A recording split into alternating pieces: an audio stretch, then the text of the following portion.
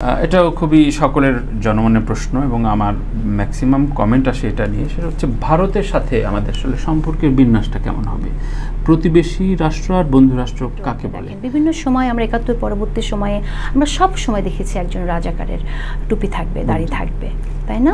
তো সকল দাড়িওয়ালা টুপিওয়ালাই কি দাড়ি টুপি যারা পড়ছেন তারাই কি শুধু আপনার রাজাকার, এর বাইরে কেউ ছিলেন না? যে কোনো খারাপ মানুষ মানে তারা একটা দাড়ি থাকবে, টুপি পরা থাকবে, এই জিনিসটা তারা সবসময় পোর্ট্রেট করে দেখিয়েছে। অনেক আমরা এমন মানুষকে দেখছি যাদের আগে দেখা যায় নাই, ঠিক না? যারা দাড়ি পড়ছেন, টুপি পড়ছেন, আপনি তাদের তো ভয় দেখিয়ে গর্তে রেখেছিলেন কেন? চুপ করে তাদেরকে আপনি গর্তে রেখেছিলেন, তাদেরকে নির্যাতন করেছিলেন। আজকে তারা কথা বলার সুযোগ পেয়েছে, বলতে দেন কথা বলবে, তারা সামনে আসবে। এই স্বাধীনতাটুকুর জন্যই তো এই লড়াইটা হলো যে সব মানুষ কথা বলবে। এবং অনেকে তো আছে, তাই না, যে পারিবারিকভাবেও আপনার আওয়ামী লীগকে সমর্থন করেছে। যখন সমর্থন করেছে তখন তার বাবা যেটা বলছে সেটাই বিশ্বাস করেছে। কিন্তু আজকের সময় কিন্তু আপনি দেখবেন একটা পরিবারে যেখানে আপনার কিনা বাবা মা না বলার পরও সন্তানরা বেরিয়ে গেছে, তাই না? একজন পুলিশ অফিসার খুনের মানে গুলি করার অর্ডার দিচ্ছে, সেই পুলিশ অফিসারের সন্তান বের হয়ে সেও শহীদ হয়েছে। তো এই ঘটনা তো ঘটেছে। আমার মনে হয় যে এই তরুণরাই যথেষ্ট, আমাদের ছাত্ররাই যথেষ্ট আগামী দিনটাকে আপনার দেখানোর জন্য, যে এটা কোনো ইসলামোফোবিয়া দেখিয়ে লাভ নেই।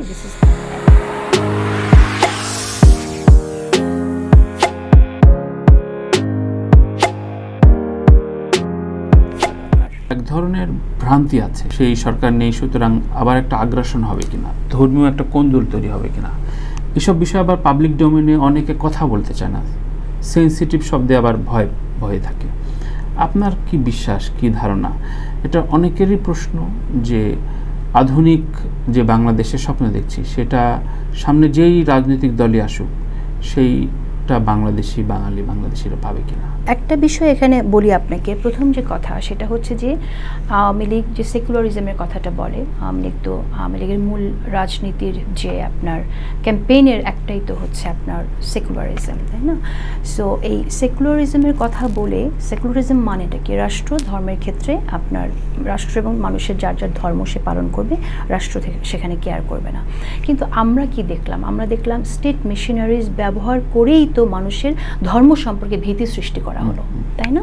তো আপনি শুধু স্টেট মেশিনারিজ ইউজ করে না, সংস্কৃতির ক্ষেত্রেও আপনি দেখেন বিভিন্ন সময় আমরা ৭১ পরবর্তী সময়ে আমরা সব সময় দেখেছি একজন রাজাকারের টুপি থাকবে, দাড়ি থাকবে, তাই না?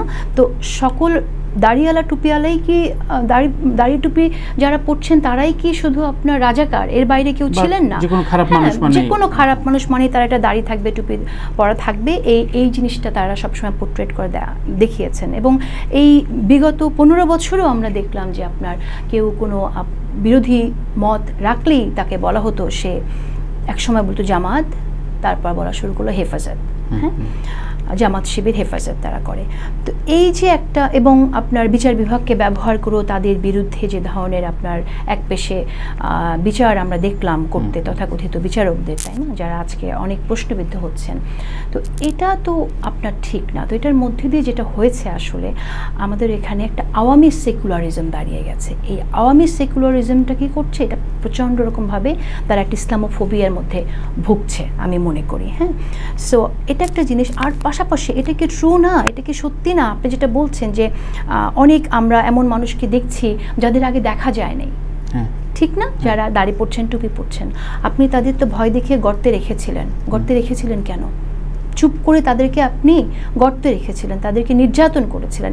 আজকে তারা কথা বলার সুযোগ পেয়েছে, বলতে দেন কথা বলবে, তারা সামনে আসবে। এই স্বাধীনতাটুকুর জন্যই তো এই লড়াইটা হলো যে সব মানুষ কথা বলবে, সবাই কথা বলবে। তো কিন্তু প্রশ্নটা হচ্ছে যে আমরা কি সামনের দিকে এমন একটা সময়ের মধ্যে যাব যেখানে কিনা এই আপনার ইসলামোফোবিয়া বলতে আপনি বলতে চাইছেন যে ফোবিয়াটা ছড়ানো হচ্ছে তাদের জয় হবে কিনা? আমার কাছে সেটা মনে হয় না যে ফোবিয়া ছড়ানো হচ্ছে সেটা আসলে ফোবিয়া। ব্যাপারটা কিন্তু খুব ছড়ানো হয় রাজনৈতিকভাবে, এটা রাজনৈতিকভাবে ছড়ানো হচ্ছে এবং সময়ের সাথে সাথে এটা মোকাবেলা করা যাবে বলে আমি মনে করি।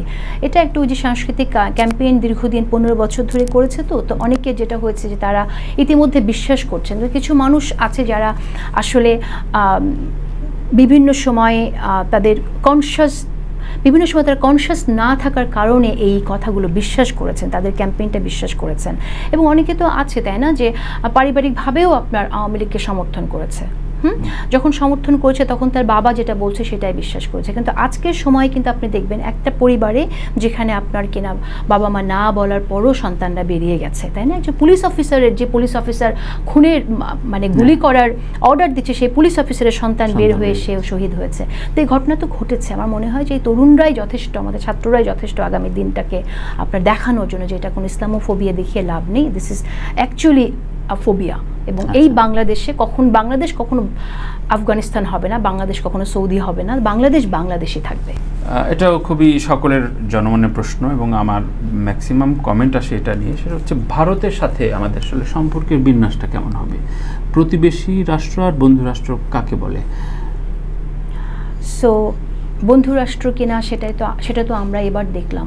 বন্ধু কার সেটা একটা প্রশ্ন। বন্ধু কি আমার, বন্ধু কি আপনার, বা বন্ধু কি আমাদের দেশের সাধারণ মানুষের, নাকি বন্ধু আওয়ামী লীগের? সেটা তো আমরা দেখলাম। বিগত সময়গুলোতেও দেখেছি যে আমাদের এখানে জনমানুষের অধিকার, মিনিমাম একটা ভোটের অধিকার, একটা ভোট মানেই কিন্তু গণতন্ত্র না। আমরা আজকে কথা বলবো আমাদের আরও অনেক সামাজিক অধিকার নিয়ে, নাগরিক অধিকার নিয়ে, সেটা না বলে আমরা একটা ভোটের জন্য লড়াই করেছি যে আমরা মিনিমাম একটা ভোট, আমাদের বেসিক একটা ভোট দিতে দাও, তাই না? সে ভোটের অধিকারটাও নিয়েছে এবং সেক্ষেত্রে প্রত্যক্ষভাবে সহযোগিতা করেছে ভারত। ভারত আমাদের সাধারণ মানুষের পাশে থাকেনি। ভারত বন্ধুত্বের হাত বাড়িয়েছে শুধুমাত্র আওয়ামী লীগের দিকে এবং শেখ হাসিনার দিকে। তো সেটা একটা প্রশ্নের উত্তর আপনি বোধহয় পেয়ে গেছেন যে ভারতকে আমরা পাইনি আমাদের বন্ধু রাষ্ট্র হিসেবে। এখন প্রতিবেশী রাষ্ট্রের কথা যদি বলি, প্রতিবেশী রাষ্ট্র হিসেবে আমি মনে করি যে বর্তমানে অন্তর্বর্তীকালীন সরকার প্রফেসর মোহাম্মদ ইউনূস যে উদ্যোগ নিয়েছেন এবং তিনি প্রতিটি প্রশ্নের জবাবে যা বলছেন সেটা সাধুবাদ পাবার যোগ্য এবং আমি সম্পূর্ণভাবে ওনাকে সমর্থন করি। The way he is dealing, এভাবেই আসলে আমাদের ডিল করা উচিত। আমরা একটা সভরেন কান্ট্রি, সো আমাদের নিজেদের সক্রিয়তা আছে, আমাদের নিজেদের মতো করে দাঁড়ানোর আমাদের ভয়েস নিয়ে। সো সেটা আমরা দাঁড়িয়েছি এবং আমি বিশ্বাস করি সেটা আগামীতেও সম্ভব হবে এবং আমি প্রত্যাশা করি যে ভারত বুঝতে পারবে যে প্রতিবেশীর সাথে সম্পর্ক কীভাবে রক্ষা করতে হয়। মানে এখন আর না ওই কি বলবো, দাদাগিরি বলি আর আপনার মুরব্বিগিরি বলি বা গুরুগিরি বলি, যে গুরু হয়ে যে আমাদের সংস্কৃতিটা, ভারতীয় সংস্কৃতিও এখানে যেভাবে ওনারা চেষ্টা করেছেন প্রচার করা, ভারতীয় সেকুলারিজম, মোদির চোখে মুসলিম যা, ইসলামিস্টরা যা, ইসলাম ধর্ম নিয়ে যারা রাজনীতি করছেন তাদের অধিকার আছে। মোদি নিজেও তো একটা হিন্দু ধর্মের নেতা, হিন্দু ধর্মভিত্তিক একটা দল আরএসএসের নেতা। তো তিনি একটি ধর্মভিত্তিক দলের নেতা হয়ে এই দেশের ধর্মভিত্তিক রাজনীতি যারা করছে তাদেরকে যেভাবে উনি দেখেছেন এবং দেখানো হয়েছে আওয়ামী লীগের মধ্য দিয়ে, সেই জিনিসটা আমার মনে হয় যে আগামীতে বন্ধ হবে। কারণ আমরা কারো চোখ দিয়ে আমাদের দেশের কোনো দলকে, কোনো গোষ্ঠীকে দেখতে চাই না, আমরা নিজেদের চোখ দিয়ে দেখব এবং সেই জায়গায় চিন্তার স্বাধীনতাটা খুব দরকার আমি বলি, এবং স্বাধীনভাবে যেন আমরা চিন্তা করতে পারি। আমাদের এই 16 বছরে 18টি চলচ্চিত্র হয়েছে বলিউডে, রাজি, গুন্ডে, পিপা থেকে শুরু করে, সেগুলো খুবই এমন না যে খুব কম বাজেটের ছবি, খুবই সিগনিফিক্যান্ট ছবি এবং যেখানে ইতিহাস বিকৃতি হয়েছে। কিন্তু তখন শিল্পী সমাজের যথারীতি মুখে কুলুপ এঁটেছিল এবং আমি সাধুবাদ জানাই শাফিন আহমেদকে, শাফিন ভাই এটা নিয়ে লিখেছিলেন। কিন্তু কাজটা তো আমাদের সংবাদকর্মী না, আমরা অল্প বেতনের চাকরি করি, অধীনস্থ হয়ে থাকি, শিল্পীরা উন্মুক্ত, তারা মতামত দেবেন। দায়িত্ব ছিল তথ্য মন্ত্রণালয়, সংস্কৃতি মন্ত্রণালয়, প্রতিরক্ষা মন্ত্রণালয়। তাদের একটা চিঠি যায়নি, একটা কোনোরকম সরি বলার জন্য অনুরোধ যায়নি বা সংসদের জন্য কথা যায়নি।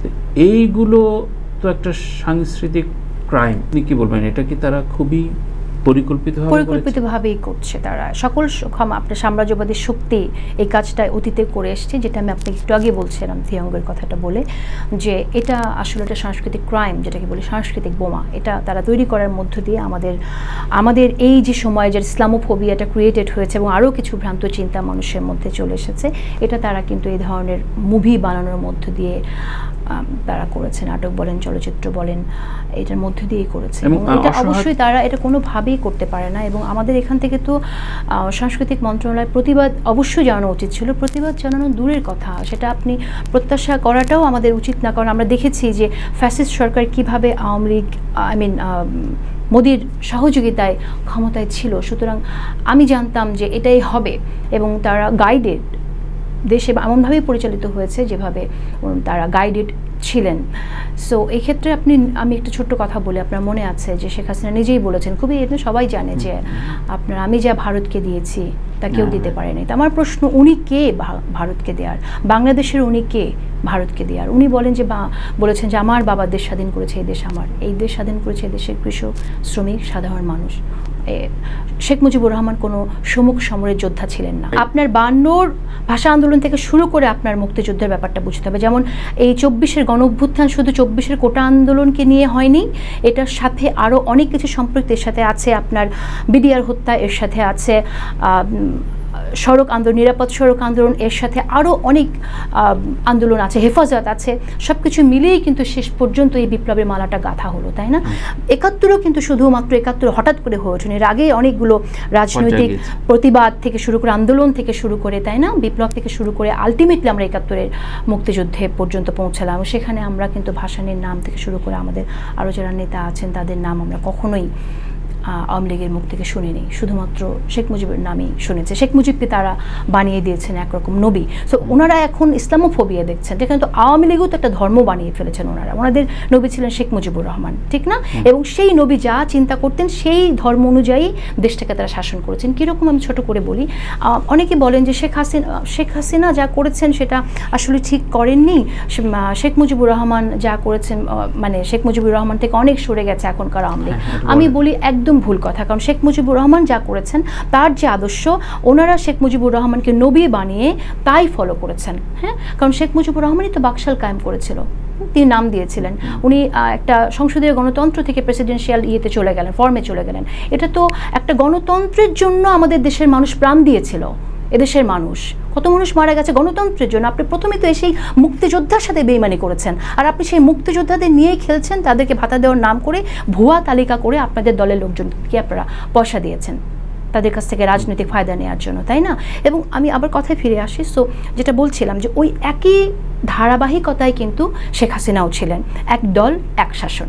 আলটিমেটলি তাই তো হয়ে 14 দল করেছে এবং বাকি সব দলকে নির্মূল করে দিয়েছে। একটা বৃহৎ দল এখন জয় বলছেন এই দেশে দুটো মকারি ছিল, মানে অন্যান্য দল হিসেবে একটা দেখানোর মকারি ছিল, ওটা সাধারণ জাস্ট পুতুল দল হিসেবে কিছু রাখা হয়েছিল। কিন্তু মূল দল যেটা আসলে অত্যন্ত জনপ্রিয় দল বাংলাদেশের, এত মানুষ যে দলের জন্য আপনার ভোট দিয়েছে এবং দেখতে চেয়েছে ক্ষমতায়, সেই দলের মহাসচিবকে, এটা ইতিহাসে দেখেছেন আপনি কতবার? আমি তো মনে হয় 50-এর অধিক 52 বার তাকে জেলে যেতে হয়েছে।